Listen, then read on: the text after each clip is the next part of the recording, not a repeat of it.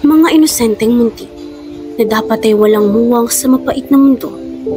Ngunit sa pagbabago ng panahon, sabay namang nasilayan ng mga inosenteng munti ang sexual na kamunduhan, mga hawak sa pribadong katawan sa kanilang kalaro, palitan ng mga salitang kabastusan sa mga kaibigan, o minsay pamimilit sa kasamang gawin ang bagay na dapat mag-asawa lamang ang gumawa.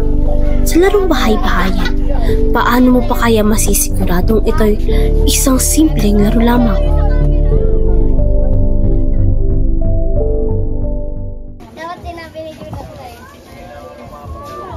Nanay, tatay o anak, iyan ang mga karakter na pinagpipilian ng mga bata sa larong bahay-bahayan.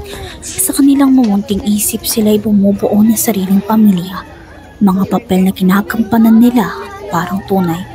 Normal na laro na nagbibigay tuwa, ngunit sa likod nito ay may nakahimlay na bakas ng kadiliman. Magbilang ang pwede magbilang.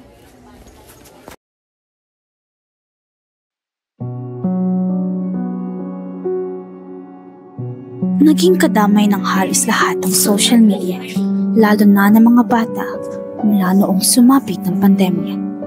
Dulot ang COVID-19. Marami sa atin na nalugmok sa kalungkutan o hindi kaya na may kasama natin ito sa ating pag-iisa. Kasabay ng pandemya ay ang pagpagsak ng ekonomiya na nagdulot upang maraming magulang magdoble kayo upang may maihaing pagkain sa hapagkainan. Dahilan upang marami sa mga bata ang nag-iwan sa bahay at ang naging libangan ay mga online platform tulad ng YouTube, Facebook, TikTok, online advertisements at online games.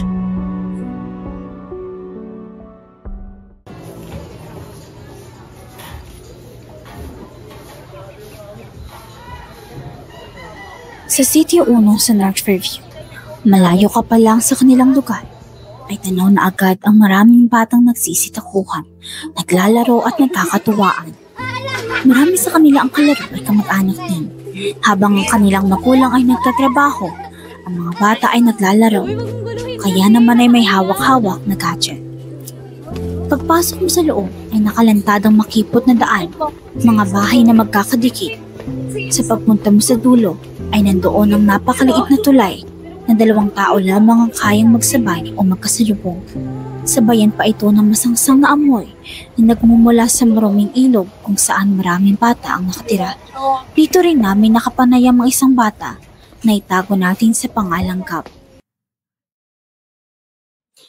Si Kap, tulad ng ibang mga bata, siya rin ay mahilig maglaro, lalo na sa mga content na mahanap mo sa social media. Ngunit sa kabila ng kanyang mag-anadiwa, dito rin nakatago ang masalimuot na karanasan mula sa kanyang kaibigan na kanya ring kalaro. Isa siya sa mga batang nakaranas ng malalaswang pangahawak sa pribadong parte ng kanyang katawan mula sa kanyang kalaro na mas nakababata pa sa kanya. Inosente man siyang nag-isip, ngunit naramdaman niyang may mali. Mahilig ka ba maglaro? Kung mahilig ka man maglaro, ano naman ang hilig mong laro o panoorin? Na. Gusto kong laro ay Litong Baka. At gusto kong panoodin ay mga brain rot. Kung hindi ka naman naglalaro, anong gusto mong gawin o lagi mong ginagawa? Mag-cellphone.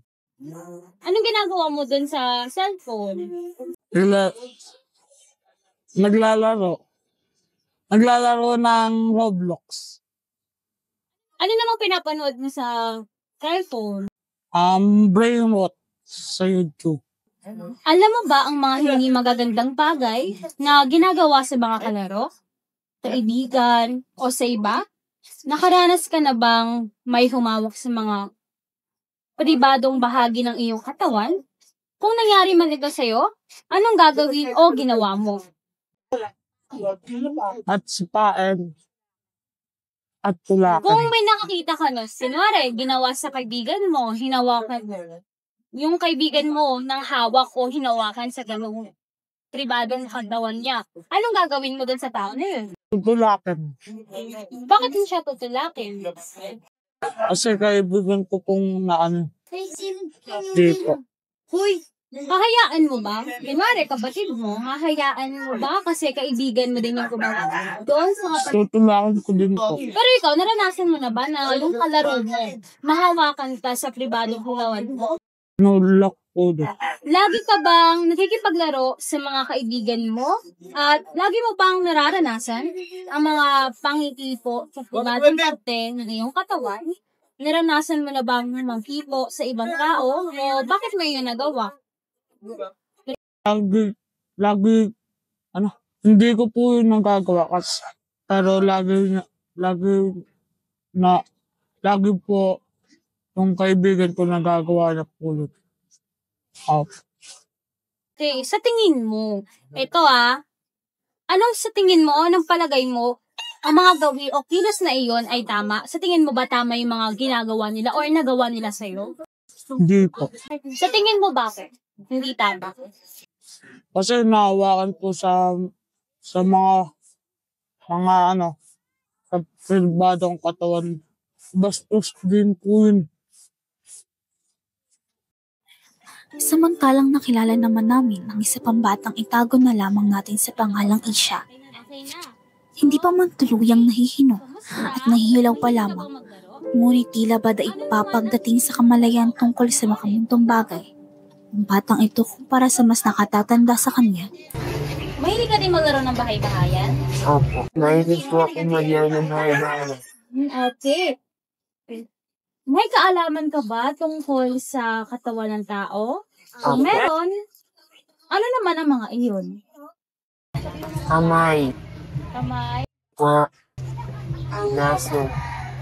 Alam mo ba ang mga hindi magagandang bagay na ginagawa sa mga kalaro, kaibigan, o sa iba? Opo. Ano naman yung mga hindi magagandang bagay na ginagawa sa kaibigan? Pag-aaway. Nakaranas ka ba na may humawak sa mga masiselang bahagi ng iyong katawan? Naranasan mo na ba yun? Sabihin, Opo. anong gagawin o ginawa mo kapag nangyari sa'yo yun? Hindi ako iimik.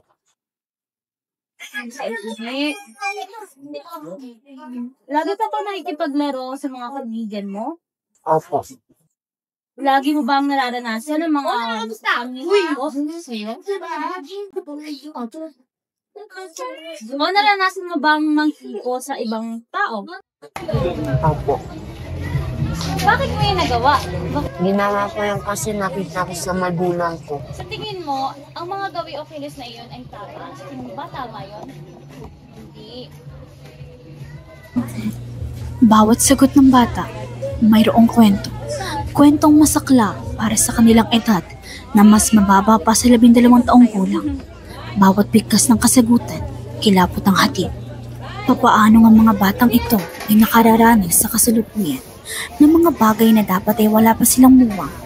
Biruin mong hindi mo na alam kung sa larong bahay-bahayin pa kaya ay isa lamang laro sa kanila o bagay na nagbibigay ng takot na baka sila ay muling makaranas ng kahalayan mula sa kalaro o kaya na may tuwa mula sa kahalayang ito. Habang kinikilala namin ang mga batang ito, ay nahanap rin namin ang kanilang magulang. Tulad ni Nanay Carmelita, ina ng biktima. Tulad ng karamihan, si Nanay Carmelita ay kumakayod para sa kanyang mga anak. Kaya naman nang may pandagdag na kita, siya ay nagtitinda sa harap ng kanyang maliit, ngunit punong bahay. Dahil po nasa panahon kung saan maraming tanong sa isip nila ang mga bata, paano po nasagot ang mga iyo kung anong ginagawa ninyo kung anak nyo ay may kuryosidad sa mga bagay-bagay, lalo na sa ilalim ng epekto ng social. So ano po yung mga maaring itanong ng mga anak po ninyo sa inyo? Kasi po marami po silang gustong itanong po nilang bata. So paano nyo po sinasagot yung mga tanong? Ano naman po pag nagtatanong sila kung mag-aaral sila, kung hindi, ganun po. Sasagot namin, mag-aral kayo ng mabuti para sa inyong kinabukasan. At pag masyadong makulit, Ano ang epekto ng social media sa ugali, kilos at sa pag-iisip ng inyong anak? Naging ano po sila, naging palasagot. Tapos, hindi na po sila masasaway sa pagsiselfon. Gaway-away sila pagdating sa cellphone. Samantalang nakausap naman namin ang nanay ng isa pang bata. Itago na lamang natin siya sa pangalang April. Siya ay naglalabada upang may dagdag na pantustos sa araw-araw na gastusin sa pamilya. Ang araw niya ay umiikot doon. Labada rito, labada roon. Bilang isang magulang na mayroong trabaho, sa tingin niyo po ba ay tunay ninyong kilala ang inyong anak at bakit po? Hindi. Kasi katulad yan, may trabaho, di ba? Hindi ko nasusubaybayan yung mga ginagawa niya sa maghapon. Yun. Talagang totally. Basta sabi kong kilala ko siya, kung natututukan ko siya. Para sa inyo, ano po ang hilig panoorin o laruin ng inyong anak? Sino po ang kanyang mga kalarong kilala niyo? Nagtitiktok siya, sumasayaw, nagtatwerk yan. Yan naman ang hilig niya. Anong epekto po ng social media sa ugali, kilos at sa pag-iisip ng inyong anak? Naging epekto sa kanya ng sa TikTok, yan, sa cellphone niya, yan na niya. Gusto niya yung sasayawin niya kung ano yung nakikita niya. Kahit sa hirap ng buhay, ang mga magulang na ito ay paniguradong kumakayod para sa kanilang pamilya upang mabigyan sila ng mas maayos na pamumuhay na higit pa sa nakamtan nila. Bawat pawis mula sa pagtitinda, paglalabada, ay pangarap ang sukli para sa kanilang anak. Ngunit ito rin ang rason kung bakit ang kanilang mga anak ay nakararanas o ang mas masaklap pa ay naeengganyo sa mga malalaswang bagay na minsan na rin nagbigay ng kaligayahan sa kanila. Sa paaralan, unang natututunan ng bata kung paano makitungo sa iba pang bata, dito rin unang nakikita kung anong klaseng tahanan ang mayroon sila. Kaya naman, lumapit kami sa isang guro mula sa barangay Fairview ng Daycare Center doon upang malaman ang kanyang naging karanasan sa pagtuturo sa mga batang edad 3 pataas. Dahil nasa panahon sila kung saan dumarami ang kanilang kuryosidad, paano nyo po ginagawa o sinasagot ang mga iyon? Ito ay may mga takot tayo sabihin ang katotohanan sa bata. Minsan kasi binibigyan natin ng maling interpretasyon yung mga bagay na halimbawa sa mga parts na body parts sa mga bata. Iniwas talaga natin totoo na yung part na yun ay dapat sabihin ng totoo, hindi yung nagamit pa tayo ibang words. Kaya dapat talaga unahin yung mga magulang. Nasabihan sila na kung anong dapat gawin, anong dapat sabihin sa bata. Para po sa inyo, ano po ang dahilan ng mga gawing di ka nais-nais o mga asal ng isang bata? Malamura sa loob ng bahay, yung ugali ng bata, ginagaya yun hanggang dala-dala rin sa school yun.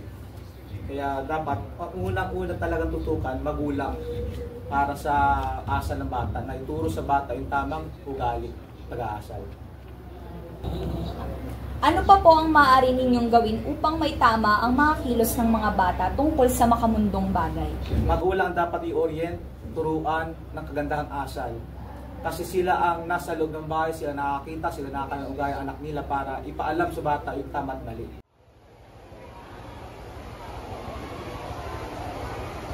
Nilapitan namin ang isang values education teacher para sa kanyang pananaw patungkol sa malalaswang kilos ng mga bata ay edad 3 pataas.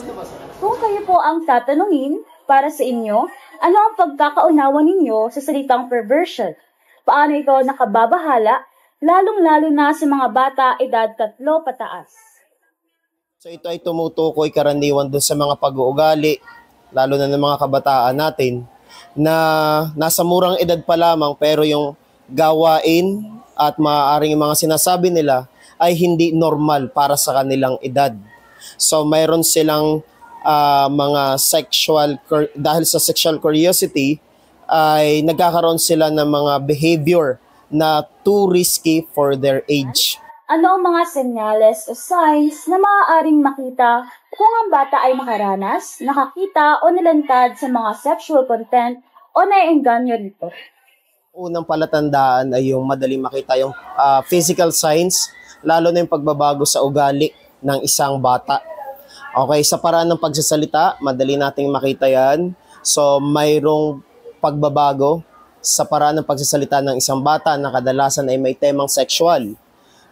Maging sa pakikipaglaro sa kanilang mga kalaro, sa kanilang kapwa-bata, ay pwedeng may temang sexual din yung kanilang mga ginagawa habang naglalaro.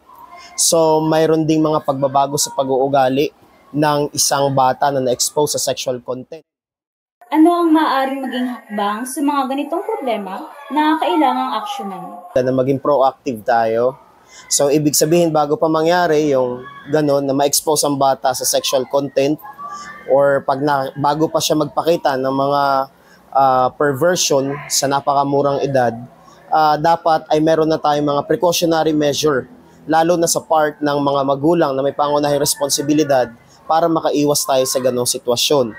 So mga magulang, mahalaga na sila ay mayroong direkta nilang na monitor yung mga online activities. Sa inyo, ano pa ang maaaring gawin upang tugunan ang hindi karaniwang kaso ng mga hindi kaaya-ayang sexual behavior ng mga mag-aaral upang maiwasan ito?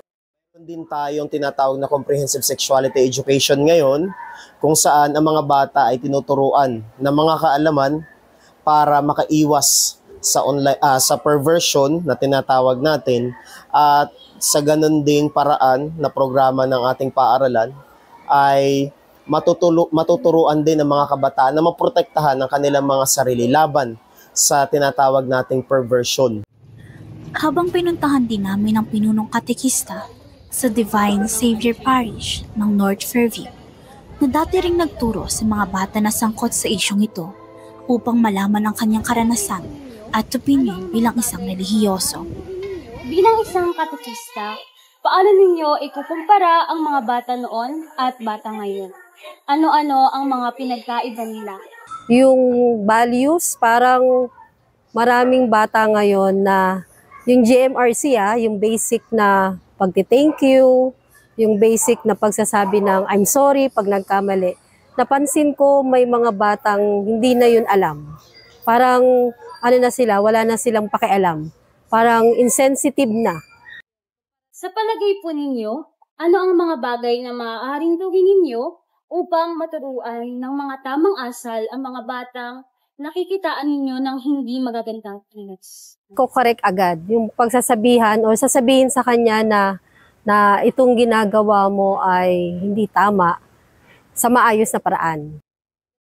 Paano po nakakatulong ang pagiging relihiyoso ninyo sa inyong pananaw tungkol sa mga makabundong bagay na pati ang mga bata, edad 4 pataas, ay may kaalaman na?